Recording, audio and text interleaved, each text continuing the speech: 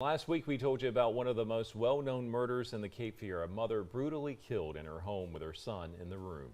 And last week you heard from the family of jaye-potter-mintz. In part 2 of this Unsolved, I sat down with the investigators who've been looking into this murder for years to find out where the case is now and why one of those investigators has had such an impact on it. In 1987, on Village Road near Leland, detectives were called to one of the most horrific murders in Brunswick County. Civilian investigative specialist Jim Westbrook with the Brunswick County Sheriff's Office says 23-year-old jaye-potter-mintz was found stabbed to death in her home on February 23, 1987. Jaye's body was discovered by her mother. He says Jaye's mom, Laureen, also found the only known witness, Jaye's almost 2-year-old son. He was telling me all sorts of things. It was a white male. He pushed his way in. He had a knife.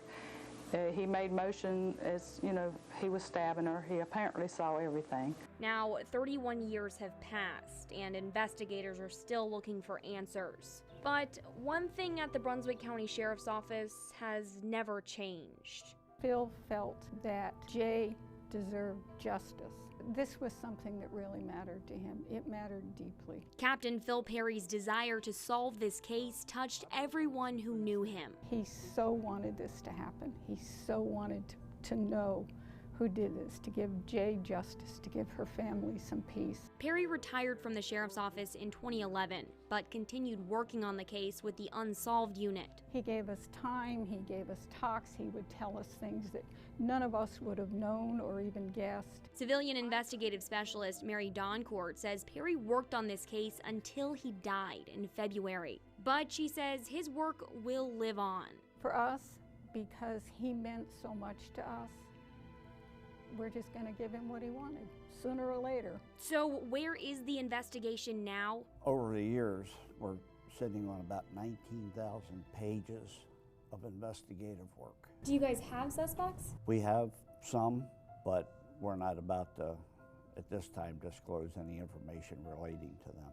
Is there anything new in the investigation that you can tell me about that's happened in recent years?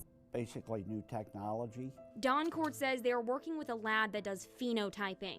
Basically, they take DNA, they feed it into a computer, and if you have a suspect's DNA, it will give you a facial approximation of what that suspect looks like. In July, the Brunswick County Sheriff's Office purchased new DNA technology to use on this case and other unsolved cases. It's called an MVAC system. It's a giant vacuum cleaner. They wet down the piece and it just sucks everything up. So it pulls out far more DNA than the old method of just swabbing would do. But whether it's new technology or old evidence, Doncourt says they will find the answer. Phil taught me a lot, and one of the things he taught me is just don't give up. You're going to get pushed away, you're going to be told no. That's okay. There's another string to pull. There's always something. We're just going to keep following that roadmap. And while Phil won't make it to the end of the road with them, Doncourt says he helped them get to the next stop. And that's why they will not stop until they find justice for Jaye. If we don't, there'll be other people coming along to do it, but we will find Jaye's killer. The killer behind one of the most brutal murders in Brunswick County that remains unsolved. Investigators tested pieces of evidence from the Mintz case with the MVAC system in July to find new DNA.